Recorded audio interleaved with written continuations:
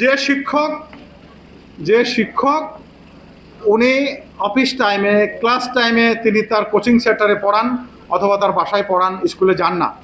আমার ভাইয়ের ছেলে মেয়েরা যারা এখনও পড়ে তাদের বাসায় গেলে দেখি যে কলেজে যায় না, ইন্টারমিডিয়েট পড়ে, সরকারি কলেজে যায় না। কোথায় যাও? বলে যাচ্ছি কোচিং সেন্টারে। কেন? বলে কেউ তো কলেজে যায় না, সবাই তো কোচিং সেন্টারেই যায়। এই শিক্ষককে আপনি কি করবেন? আসেন আমাদের প্রশাসকের কথা।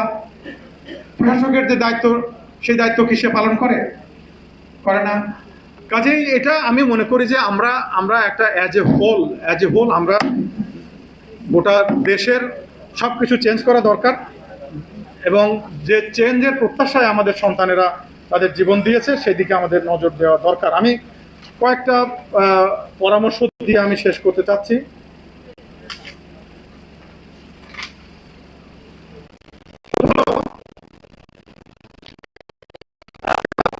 শিক্ষা কমিশনের বদলে আমি বলতে চাই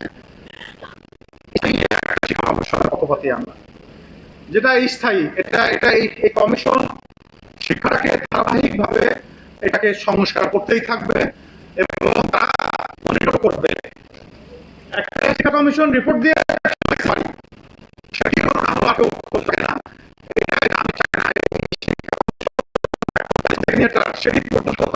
শিক্ষার পলিসিগুলো নির্ধারণ করে, সেগুলা কিভাবে বাস্তবায়ন হবে সেগুলা নির্ধারণ করবে এবং তারপরে এটা মনিটর করবে। আমি এই ধরনের একটা স্থায়ী শিক্ষা কমিশনের পক্ষপাতী। এছাড়া শিক্ষা খাতে ব্যয় বৃদ্ধির কথা বলেছে। আমি একটা রিসার্চ হাতে নিয়েছি। আমি রিটায়ারমেন্টের পরে রিসার্চের মধ্যে ঢুকে গেছি। আজকেও আমি ইউজিসিতে গেছিলাম, চেয়ারম্যান স্যারের কাছে বলে আসছি যে আমি দেখতে চাই যে টোটাল ইউনিভার্সিটিগুলোর বাজেট কত এবং তার কত পার্সেন্ট গবেষণার জন্য আমি এই তথ্য চেয়ে এসেছি। আমি অলরেডি তথ্য নিয়েছি অর্থ বিভাগ থেকে, বাজেট থেকে, যে গত 25 বছরের আমাদের জাতীয় বাজেট কত ছিল, তারপর আমাদের জিডিপি কত ছিল, আর শিক্ষার জন্য কত পার্সেন্ট বরাদ্দ ছিল, এগুলো নিয়েছি। এখন আমি গবেষণার জন্য কত, এই ডেটাগুলো নিয়ে আমি একটা